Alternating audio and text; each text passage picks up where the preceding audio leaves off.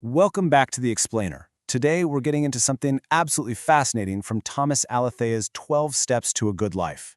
We're looking at a highly simplified, incredibly practical heuristic for navigating those really complex moral decisions. A way to just cut right through the daily noise and figure out exactly what it means to do the right thing. Let's get right into it. So let me ask you this. How do you actually know what's right and wrong? Really think about it for a second. Are your personal ethics coming from a divine source, evolutionary biology, or, just what your parents told you when you were a kid? We literally make hundreds of choices every single day, but we rarely hit pause to examine the actual mental framework driving them.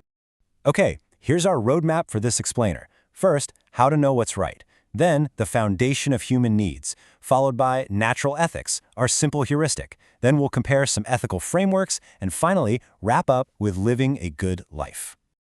All right, kicking things off with Section 1, How to Know What's Right and the Illusion of Moral Relativism. Modern life brings a ton of anxiety about how to make good choices, right? And this often leads people straight to moral relativism, which is basically the idea that right or wrong varies entirely between cultures, with no absolute standard at all. Think, well, that's your truth, and this is my truth. But the source text actually argues this is a false premise. Underneath all our individual opinions, human beings actually share an objective, biological reality. And that brings us right to Section 2, the foundation of human needs, grounding our philosophy in biology. See, ethics aren't just these lofty, abstract ideas floating around in the ether. They're actually rooted in our physical reality. Think about Maslow's hierarchy of needs. According to our source, every single human shares these fundamental requirements. Down at the base, we've got physiological needs. Air, food, shelter. Then comes safety, followed by belongingness and love, then esteem, and finally self-actualization, way up at the peak. No matter your culture, you are absolutely motivated by these exact same needs. But, well, here's the catch. Our worldview totally distorts those needs. While the needs themselves are hardwired into us, they get filtered through our personal lenses, which are deeply shaped by our childhoods and society. The text actually compares this to a lost bus. Imagine all the passengers are our various coping mechanisms and character defects, and they're all just arguing about the directions. They all want to reach safety, sure, but their distorted worldviews end up confusing genuine needs with things like ego and fear. So, how do we fix that compass? Let's move to Section 3, Natural Ethics, a simple heuristic. Enter natural ethics, also known as natural law. This is the real game changer here. It's a highly simplified heuristic for determining right from wrong. And it basically dictates this: providing that which fills the needs of living things is inherently good, while withholding that which fills a need is inherently harmful.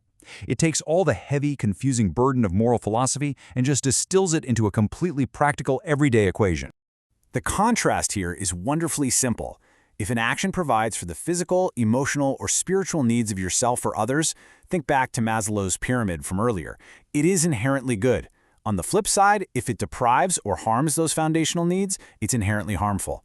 It's such an unforgettable, instantly actionable mental model to have in your back pocket. Moving right along to Section 4, Comparing Ethical Frameworks, where we synthesize the world's wisdom. Now, you might be wondering, how does this biological heuristic stack up against, thousands of years of human thought?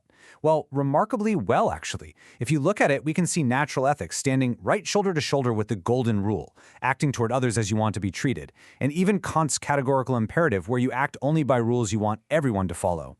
Natural ethics essentially gives this solid, objective, biological foundation to these ancient spiritual and philosophical truths. It's all connected. Which brings us to our final part, Section 5. Living a good life, the practical application. Because let's be honest, a philosophy is really only useful if it actually works in everyday life. So the source provides this super simple ethics checklist. When you're faced with a confusing decision, just ask yourself, am I trying to satisfy my core needs, or is this just my ego talking? Would anyone find this action unfair, hurtful, or unpleasant? Does it do the greatest good for everyone concerned? And does it make the world better? Having these questions on hand gives you a really tangible tool to just cut right through our natural tendency to rationalize things. And why does all this matter in the grand scheme of things? Well, Aristotle famously described eudaimonia, or the highest good, as well-being over the course of an entire lifetime. He noted that happiness, then, is the result of living a rational and virtuous life. By consistently applying natural ethics, we aren't just making isolated good choices here and there.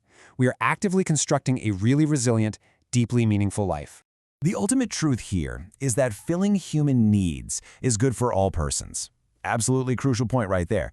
True goodness isn't just culturally relative, and it certainly isn't entirely subjective. It is universally grounded in fulfilling those shared biological and psychological human needs that literally connect every single one of us. Which leads us to one final, really important question for you. What is the next right thing? Think about the very next action you're going to take today, right after this explainer ends. Apply the heuristic we just talked about. Will your action provide for a genuine human need, or will it withhold from one? The choice is entirely up to you.